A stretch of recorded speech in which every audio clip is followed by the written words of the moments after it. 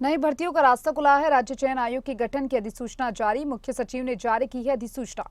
Group C भर्तियों को करवाएगा नया आयोग। हमीरपुर राज्य चयन आयोग का मुख्यालय होगा। राज्य सचिवालय के कार्मिक विभाग के नियंत्रण में चयन आयोग रहेगा। ग्रुप सी भर्तियों को करवाएगा नया आयोग। ग्रुप सी भर्तियों को लेकर हमीरपुर में राज्य चयन आयोग का मुख्यालय होगा। नई भर्तियों को लेकर यह खबर आपको बता रहे हैं। अब नई भर्तियों का रास्ता खुला है।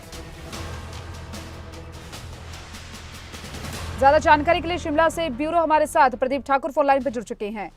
प्रदीप, ग्रुप सी भर्तियों को अब आयोग करवाएगा, जहां पर नई भर्तियों के लिए नया रास्ता खुलता हुआ दिखाई दे रहा है। इसी के साथ ही हमीरपुर जो है वो मुख्यालय होगा। क्या कुछ पूरी जानकारी इन भर्तियों को लेकर? बिल्कुल, देखिए दीपिका, हिमाचल प्रदेश में जब सुखविंदर सिंह सुक्खू सरकार बनी थी तो उस वक्त सरकार के समक्ष ये बात सामने आई थी कि जो हमीरपुर में अधीनस्थ सेवाएं चयन बोर्ड था, वहां पर बड़े स्तर पर धांधली हुई है, पेपर लीक हुए हैं, पेपर बिके हैं। और उसके बाद मुख्यमंत्री ने बड़ा फैसला लेते हुए उस आयोग को भंग कर दिया था। और उसके बाद से हम कह सकते हैं कि सरकार बनने से लेकर अब तक कोई भी ग्रुप सी की भर्तियां नहीं हो पाई थी। और कुछ जो रिजल्ट निकालने थे तो वो शिमला में जो हिमाचल प्रदेश लोक सेवा आयोग है उसके जरिए वो रिजल्ट निकाले गए। और अब जो नया आयोग बनना था उसको लेकर सरकार ने पहले फैसला किया था और उसी से जुड़ा आज जो नोटिफिकेशन है वो हुई है राज्य चयन आयोग की। और इसको पहले जो अभी मानसून सत्र हुआ है उस मानसून सत्र में भी इस राज्य चयन आयोग का जो बिल है वो गया था, उसमें उसका पारित किया गया। और उसके बाद अब ये नोटिफिकेशन हो गई है, यानी हम कह सकते हैं कि राज्य चयन आयोग का गठन हो चुका है। अब ये ग्रुप सी की भर्तियां करेगा।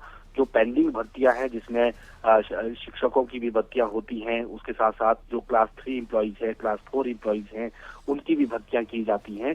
और बाकी भी जो इसके अंतर्गत ग्रुप सी में भर्तियां आती है तो वो यहाँ पर की जाती हैं। तो इसमें अब ये फंक्शनल हो जाएगा। हालांकि सरकार की तरफ से पहले ही एडमिनिस्ट्रेटर नियुक्त कर दिए गए हैं, चीफ एडमिनिस्ट्रेटर, और उसके साथ एडमिनिस्ट्रेटर नियुक्त कर दिए गए हैं। वो सारा कामकाज देखेंगे। हालांकि जो हमीरपुर में पहले एक आयोग था उसमें चेयरमैन होते थे और उनके साथ साथ मेंबर होते थे, तो वो एक संवैधानिक पद होता था। लेकिन जब ये भंग हुआ और उसके बाद उनको भी, उनकी नियुक्तियों को भी खत्म कर दिया गया। और अब ये जो प्रशासक वहां पर बैठेंगे ये सारा कामकाज देखेंगे, भर्तियां करवाएंगे। और उसके बाद हम कह सकते हैं कि जो लंबे समय से कुछ के रिजल्ट भी पेंडिंग है और कुछ की भर्तियां होनी है, तो अब ये सारी चीजें इस आयोग के अंदर होगी और हमीरपुर में इसका मुख्यालय होगा। और उसके साथ साथ जो कार्मिक विभाग है राज्य सचिवालय का, वो उसके कंट्रोल में ये पूरा आयोग रहेगा। लेकिन आने वाले समय में देखना होगा कि क्या चेयरमैन या जो मेंबर, जो एक व्यवस्था रहती है किसी भी आयोग में से, भर्ती आयोग में, क्या वो नियुक्त किए जाएंगे या क्या उसमें विचार किया जाएगा। लेकिन ये अब एक शुरुआत हो गई है कि अब जो पेंडिंग भर्तियां हैं उसके लिए आशा की किरण अब जग गई है कि अब भर्तियां जल्द ही शुरू हो जाएंगी। जी चलिए प्रदीप, बहुत बहुत शुक्रिया आपका तमाम जानकारी को साझा करने के लिए।